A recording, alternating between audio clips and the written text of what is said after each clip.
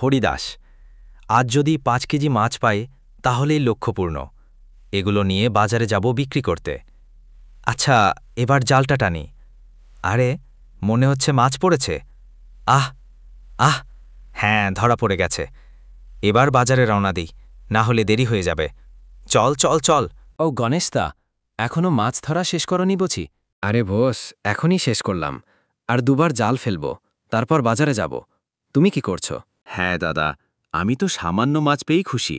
তবে তোকে আগে কখনো এত মাছ ধরতে দেখিনি। কিছু বিশেষ ব্যাপার? না না, আজ একটু বেশি ধরার ইচ্ছে ছিল, বিক্রির জন্য। ঠিক আছে, তুমি বাজারে যাও, আমি মাছ ধরে আসি। ঠিক আছে, চল। হ্যাঁ, ঠিক আছে দাদা, আমি যাচ্ছি। ওকে। আরে কি করি বলো, কিছু ভালো লাগছে না।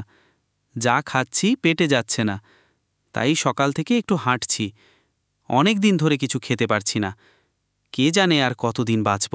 এই নাও, শুধু হাঁটাহাঁটি করলে হবে না।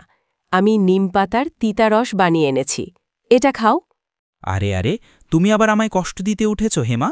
আবার সেই নিমপাতার রস? হ্যাঁ, না হলে পেট কখনো ঠিক হবে না। যদি ভালো খেতে চাও তাহলে এটা চুপচাপ খেয়ে নাও। আরে আর বলো না, হেমা, একটু দাঁড়াও, আমি আর 2 চক্কর ঘুরে আসি। এই নাও টাটকা মাছ, শুধু কিছুক্ষণের মধ্যেই বাকি আছে। জলদি আসো, না হলে আর পাবে না। আরে হরিদাসদা, মাছ তো শেষ হয়ে যাবে, আমাকে একটা ভালো মাছ দাও।